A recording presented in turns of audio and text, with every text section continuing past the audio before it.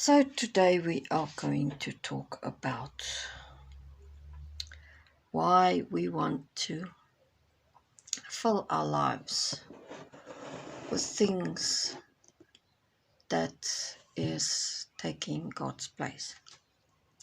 Now yesterday there was a lady on Instagram and she asked God why he's not sending her a boyfriend. And God said, you know what? If I send you somebody now, the time and the energy that you are supposed to spend on me, you will spend on that person. And that person will take up all your time that was supposed to be mine.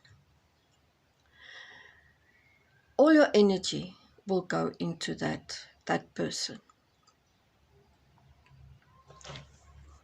And then there was another gentleman that preached, and he said, David was with God and God was with David. Before David did anything that God told him, he spent time in God's presence. When he came back from any battle, anywhere that he went, he spent time with God. And we don't do that. Our husbands, our children, our jobs, our friends, our careers, our hobbies, our interest, everything takes up our time that we are supposed to be spending with God.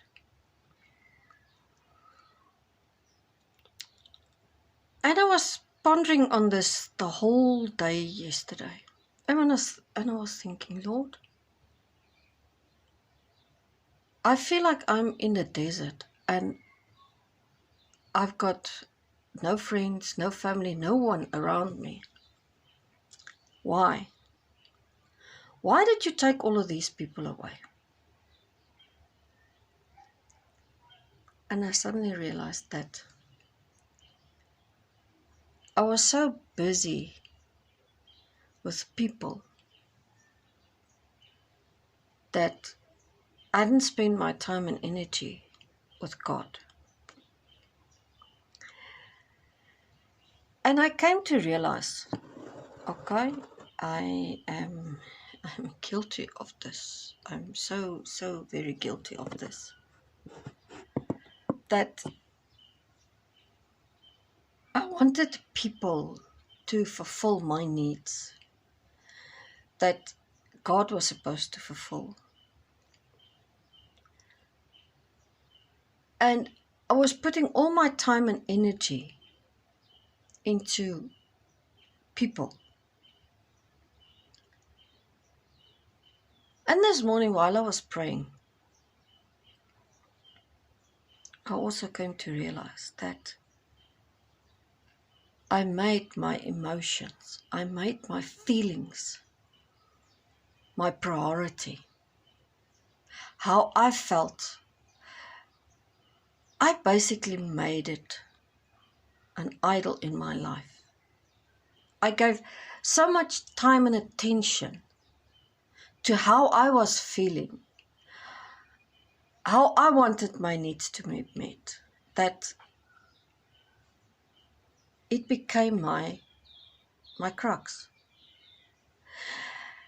And this is what I've been trying to say the whole time, is that you have to deal with what is in your heart. I mean, our parents brought us up. As long as we were fed, we were clothed, we had a roof over our head, as long as we went to school, we were loved, according to them. Because that was what they were taught. And now we have our own kids and we overcompensate for the lack that we had. And we think it's okay. So suddenly we are sitting with self-entitled people and we don't know why. But you owe me. I don't owe you anything.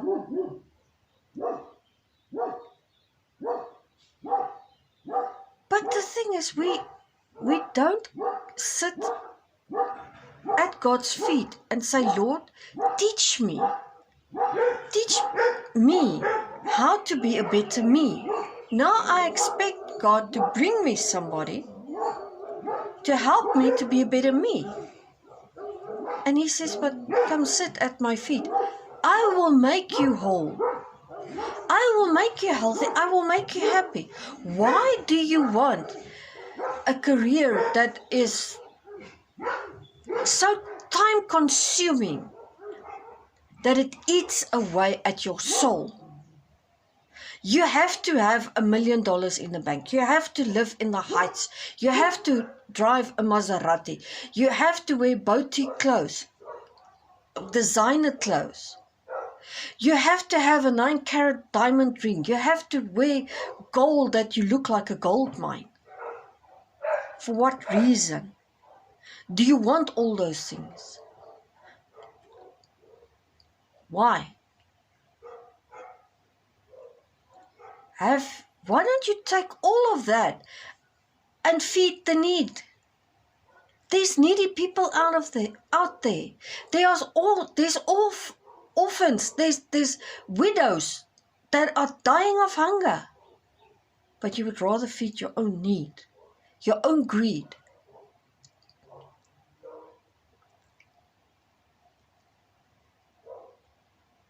And I'm guilty of this. We all want this wonderful life. But we don't want the wonderful God.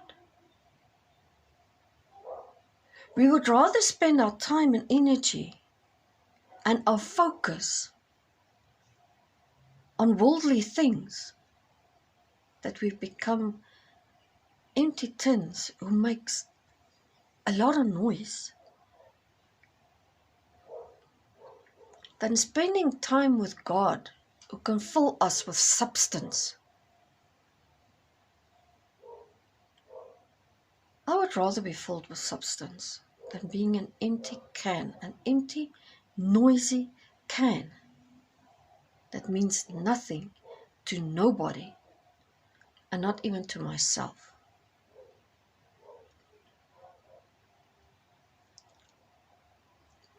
On Sunday, our pastor preached about getting in the boat with Jesus and then crossing over.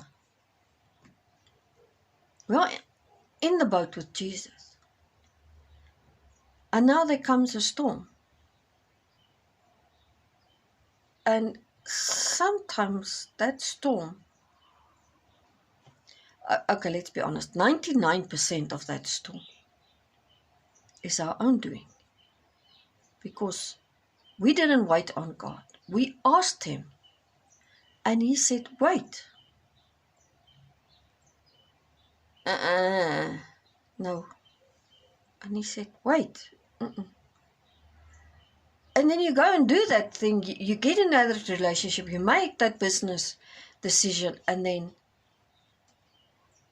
it bombs. It breaks your heart. It breaks your spirit. It destroys you, basically. And God, in the meantime, is waiting on you, saying, come to me. And you say, you allowed this to happen. I was with you in this boat, and I trusted you. And God said, but you didn't wait on me.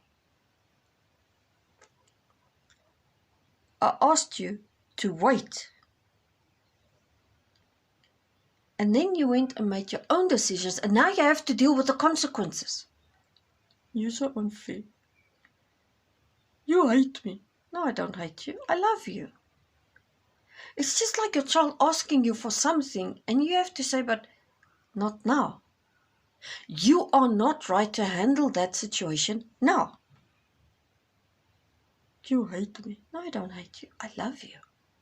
I want the best for you. But just mature a little bit more. Just a little bit more. No, I don't want to.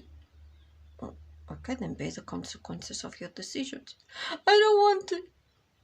Stop acting like a child. Grow up. I don't want to.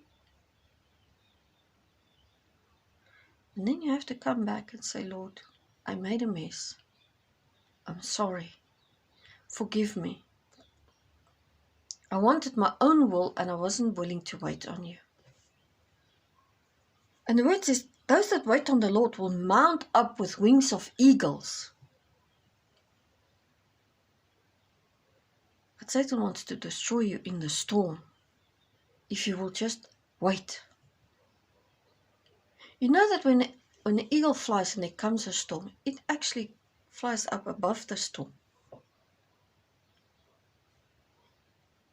You're supposed to be above the storm looking down, not at the bottom looking up, because that's all that you can see is the clouds.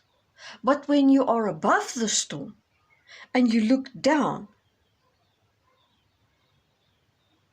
you are in God's will.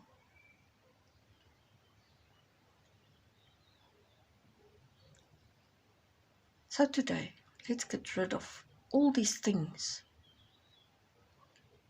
that wants to take us away from waiting upon God. You cannot handle a person that is from God if you are not in the right place. How are you going to do that? You have to be there.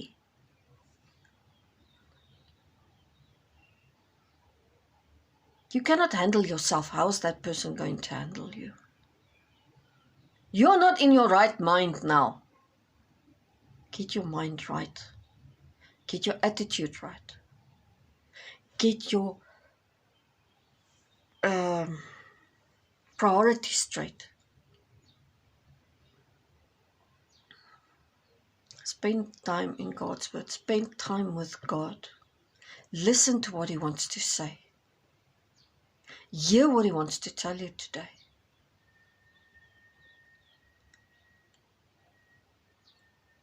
If we just spend 5 minutes more with God than with your friend doing nothing, it will go better in your life. I'm guilty. I'm guilty. I have to admit that I'm guilty. I want people to fulfill my needs. I want people to fill that lack in my life. And they can't. It's not in them to do that. It is not in your children to do that. It's not in your husband to do that. It's not in your job to do that. It's not in your hobbies. It is not in anything. It's only in God.